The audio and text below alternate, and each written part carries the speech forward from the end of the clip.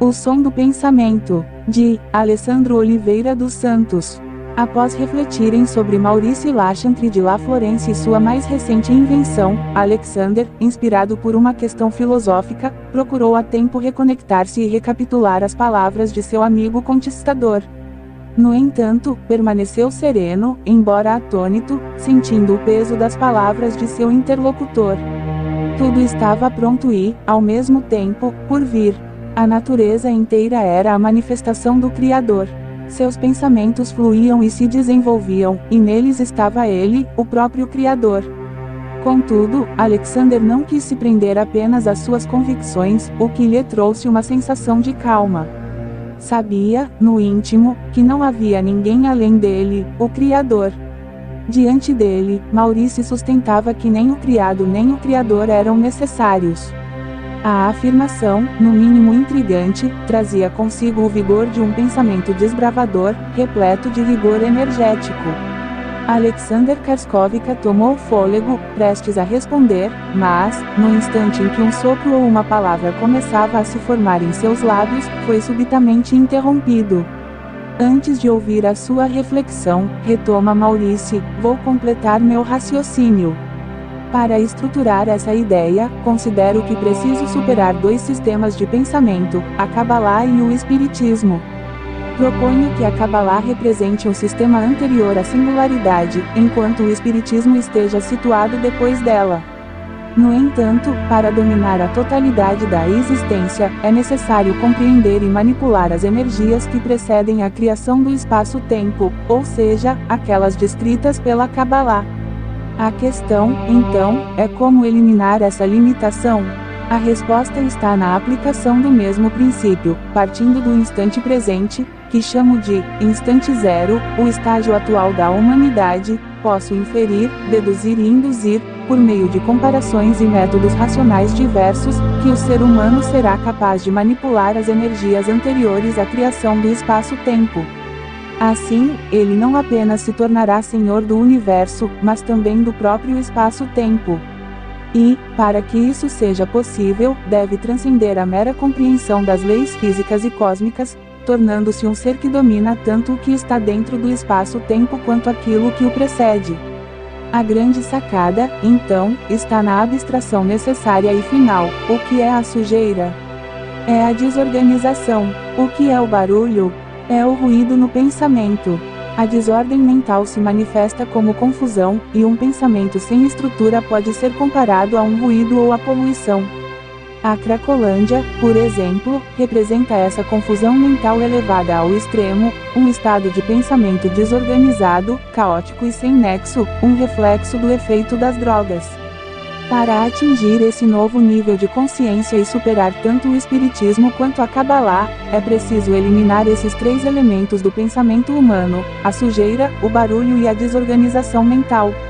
Essa é a chave para a formação de um sistema total, um modelo de compreensão que pode ser continuamente aprimorado por meio de acréscimos, correções e discussões de casos específicos. Meu objetivo é escrever sobre esse tema com o auxílio da inteligência artificial e publicar um artigo que sintetize essas ideias. Além de organizar meu próprio pensamento, isso me permitirá dialogar com grupos que discutem misticismo, espiritualidade e filosofia. Esse sistema que estou formulando se diferencia dos já existentes e propõe uma nova abordagem para a compreensão da realidade. Para fundamentá-lo, pretendo incorporar conceitos como entrelaçamento quântico e astrofísica, além de reflexões sobre a Kabbalah e o Espiritismo, sem, no entanto, aprofundar-me nesses sistemas. Naturalmente, cabalistas e espíritas poderão questionar meu ponto de vista, mas minha intenção não é negar nem combater esses sistemas. Estou apenas utilizando-os como elementos de base para a construção do meu próprio modelo filosófico. A Kabbalah, dentro da minha abordagem, representa o conhecimento das energias anteriores à criação do espaço-tempo, embora também trate desse conceito em sua tradição. O Espiritismo, por sua vez, lida com aspectos da existência dentro do espaço-tempo. Minha proposta não é rejeitá-los, mas sim superá-los dentro do meu sistema de pensamento, sem prejuízo ao diálogo com estudiosos de ambos os campos. Dessa forma, meu foco será construir os fundamentos dessa abordagem e apresentar minha perspectiva de maneira estruturada, sempre trazendo minha visão sobre a necessidade dessa superação conceitual. Karskovka sentia-se distante do chão, talvez incapaz de pensar com clareza. Os dois, sentados na praça sob um calor escaldante, viam suas ideias fervilharem, aquecendo seus pensamentos. Alimentavam-se de algo inexplicável, como se aquele momento fosse único, tão singular quanto o canto de um pássaro. O cabalista voltou o olhar para a melodia dos trinados, que ressoavam não apenas em seus ouvidos, mas também em seu coração. O peito inflava, o diafragma se expandia, e ele sentia-se como um cantor em um palco, encantando o público em uma ópera, repleta de grilos falantes, tal como ele próprio. Ainda assim, percebeu que seu amigo era extremamente criativo e um exímio nihilista. No entanto, era também seu melhor amigo, a quem ele dedicava o mais alto apreço. Então, perguntou: posso conquistá-lo, meu querido irmão de grandes batalhas quânticas, Maurice? Ajeitou os óculos, sendo observado pelo olhar gracioso de um canário da terra. Em seguida, sorriu para seu interlocutor. Claro, Karskovka, só não me diga outra coisa senão a inverdade relativa. Ou acaso sustentará que todas as coisas possuem suas próprias vertentes verídicas? Tanto faz, estou mais curioso em ouvir sua opinião, pois ela me intriga e me agrada. Estou ansioso por sua reflexão. Alexander Karskovka fez uma pausa após observar a mesma ave e disse: engraçado, estamos olhando para o mesmo pássaro, mas parece que enxergamos aves diferentes. Será que é o ponto de vista que altera nossa percepção? Ouça atentamente, existem duas melodias, mesmo que o canto ressoe em uma única harmonia. Karskovka retoma sua postura, se concentra e continua. Maurice, você propõe uma filosofia baseada na ideia de que a humanidade pode superar os sistemas de pensamento da Kabbalah e do Espiritismo para se tornar soberana sobre o espaço-tempo e, assim, atingir um status de Deus total. Meu caro, você entende a Kabbalah como um sistema que trata das energias, antes, da singularidade e o Espiritismo como um sistema que trata das energias, depois, da criação do espaço-tempo. Seu objetivo é formular um sistema filosófico onde a humanidade, ao dominar completamente os processos da realidade, transcenderia ambas as tradições e se tornaria a senhoria absoluta da existência. A seguir, apresento uma análise cabalística dessa visão, destacando onde ela se alinha com a Kabbalah e onde há conflitos conceituais. 1. O Criador e a ocultação. Na Kabbalah, o Criador não é algo a ser superado ou substituído, pois ele é a raiz de toda a existência. A ideia de que Deus não existe ou que pode ser descartado é uma percepção que ocorre devido ao estado de Esther Panim, ocultação da face do Criador. Isso significa que a luz do Criador está sempre presente, mas não é percebida pelo indivíduo devido às barreiras criadas pelo ego e pela falta de equivalência de forma com essa luz. Se, talvez não perceba a existência do Criador, isso não significa que ele não exista, mas sim que, segundo a Kabbalah, ele se encontra em um estado de Esther Shebester, ocultação dupla, onde nem sequer reconhece que algo está oculto. 2. O homem e a ideia de Deus total. Meu amigo, você propõe que o homem se torne um Deus total, assumindo controle sobre todas as forças do universo, incluindo aquelas que existiam antes da singularidade. A Kabbalah, no entanto, ensina que o objetivo da criação não é que o homem substitua o Criador, mas que alcance devekut, adesão, com ele. Isso significa atingir equivalência de forma, transformando-se de um ser puramente receptor para um ser que recebe para doar, como faz o Criador. Na Kabbalah, a verdadeira grandeza do homem não está em dominar a criação de forma egoísta, mas em aprender a operar dentro das leis espirituais que regem a existência. O Criador é chamado de o bom que faz o bem, e a sabedoria cabalística ensina que somente ao assumir esse mesmo atributo de doação o homem se torna semelhante ao Criador. 3. Espaço, tempo e singularidade. A Kabbalah concorda que a realidade material é uma expressão inferior de uma estrutura espiritual superior. No entanto, a ideia de que o homem pode dominar completamente o espaço-tempo implica que ele poderia romper com as leis espirituais que estruturam a existência. Na Kabbalah, o espaço-tempo é um reflexo de um sistema chamado Sefirot, que organiza a energia divina em diferentes graus de revelação e ocultamento. Mesmo a ciência moderna, na física quântica, sugere que o espaço-tempo é uma estrutura emergente e não algo que pode ser simplesmente manipulado e descartado pelo homem. Se o homem pudesse superar todas as regras espirituais, isso significaria que ele próprio se tornaria a fonte da existência, o que, na visão cabalística, é um equívoco, pois o Criador é a raiz de toda a realidade, independentemente da percepção humana. 4.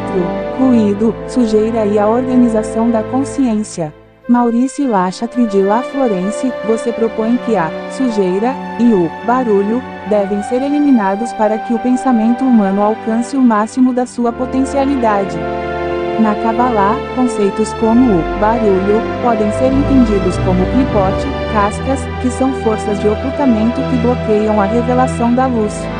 Entretanto, a solução cabalística para essas barreiras não é apenas eliminá-las, mas corrigi-las. Isso significa que em vez de remover completamente o ruído, ele pode ser transformado em algo que impulsiona a consciência a um novo nível.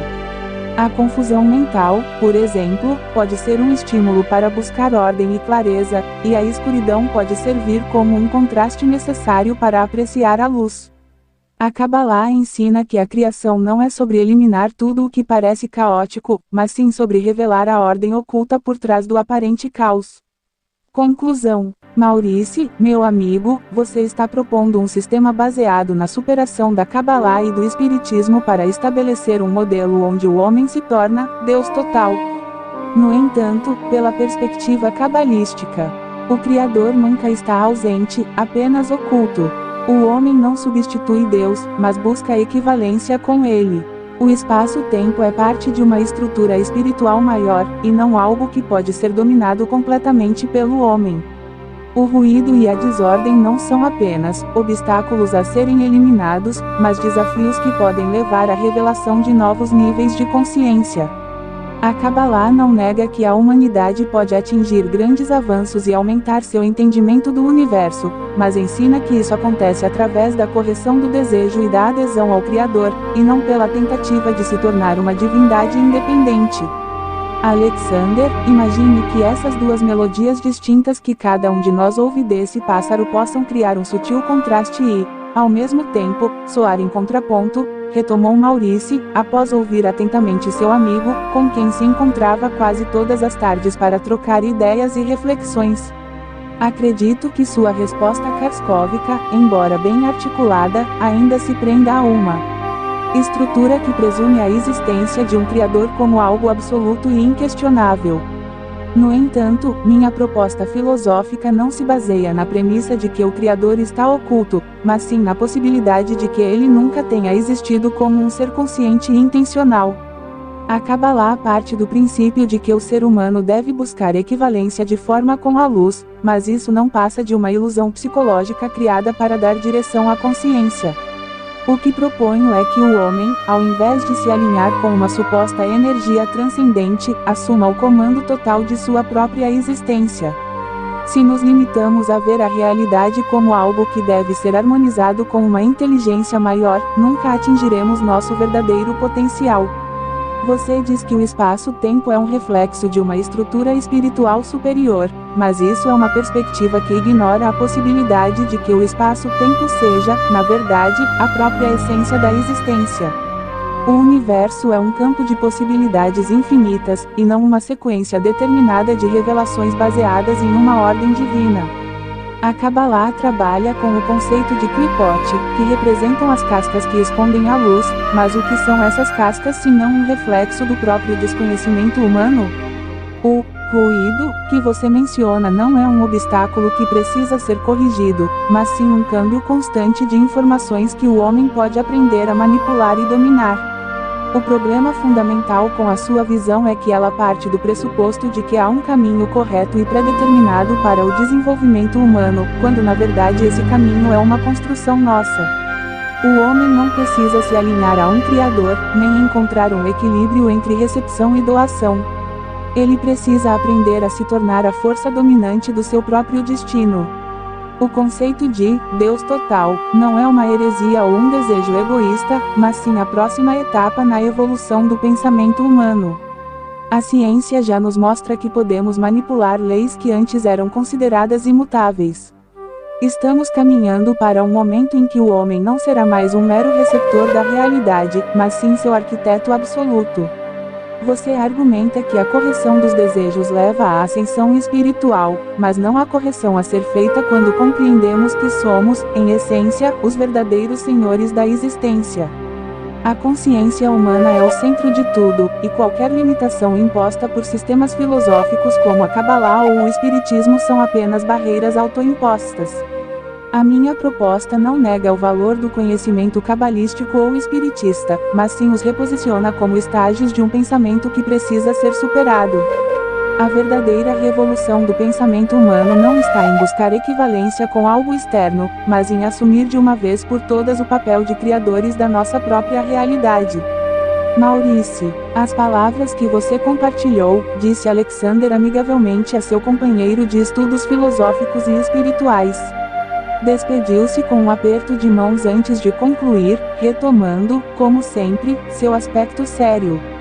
No entanto, sua expressão transmitia sincera amizade e compreensão. Suas palavras revelam uma mente inquieta, que busca compreender a essência da existência e a posição do homem dentro dela. Esse desejo de entender e transcender os limites impostos pela percepção é nobre e nos impulsiona a avançar tanto espiritualmente quanto intelectualmente. A Kabbalah não se coloca como um freio para o pensamento humano, nem como um limite que nos impede de assumir o controle de nossa própria realidade. Pelo contrário, ela nos ensina que a verdadeira soberania sobre a existência não vem da imposição da vontade individual sobre o mundo, mas sim da compreensão profunda das leis que regem a realidade e da harmonização do ser humano com essas leis. Você fala sobre se tornar um Deus total, Senhor do espaço-tempo e das energias que existiam antes da singularidade. De fato, o homem tem dentro de si a centelha do Criador, pois sua consciência é parte da consciência infinita. Mas ser Deus não significa subjugar o universo, e sim compreendê-lo tão profundamente que não haja separação entre o indivíduo e a existência. O erro que muitas vezes cometemos é acreditar que dominar é o mesmo que compreender. A sabedoria não está em controlar a criação, mas em reconhecê-la como um espelho de nossa própria consciência. O verdadeiro poder não é aquele que subjuga, mas aquele que ilumina. Não estou aqui para convencer você de que minha visão é superior, nem para reduzir a profundidade do seu pensamento. O que quero compartilhar é que o caminho da iluminação não está na superação ou destruição de sistemas anteriores, mas na integração das verdades que existem dentro de cada caminho. Assim como você diz que o barulho e a desordem precisam ser eliminados para que a mente se torne clara, eu diria que o barulho e a desordem também são professores. O ruído pode nos ensinar sobre o silêncio. A escuridão nos ensina sobre a luz. O Criador, para a Kabbalah, é a realidade em sua totalidade. Não é um ser distante ou um limite imposto ao homem, mas a própria estrutura da existência. Quando você busca transcender tudo e se tornar soberano, o que você realmente deseja é a unidade. Essa unidade já existe, mas não através da força, e sim da compreensão. Talvez o verdadeiro desafio não seja superar a Kabbalah ou o Espiritismo, mas enxergar que, no fundo, eles também falam sobre essa mesma busca que você empreende. A diferença é que a Kabbalah ensina que o caminho é através do amor, da doação e da expansão da consciência até que o indivíduo não veja mais distinção entre si e a existência. Não precisamos negar a grandeza do homem. Ele é imenso, vasto, dotado de possibilidades infinitas. Mas ele é mais grandioso quando reconhece que a verdadeira força não está em se tornar um Deus separado do universo, e sim em perceber que ele já é parte do todo. O pássaro, como um poeta, retomou seu canto, como se quisesse expressar as inúmeras sensações daquela tarde. Seus trinados e melodias, em múltiplas e variadas tonalidades, pareciam uma imersão no universo, unindo os versos em si. Ao longe, os amigos desapareceram em direções opostas no horizonte, retornando às suas casas repletos de ideias e carregados de livros. São Paulo, 2025.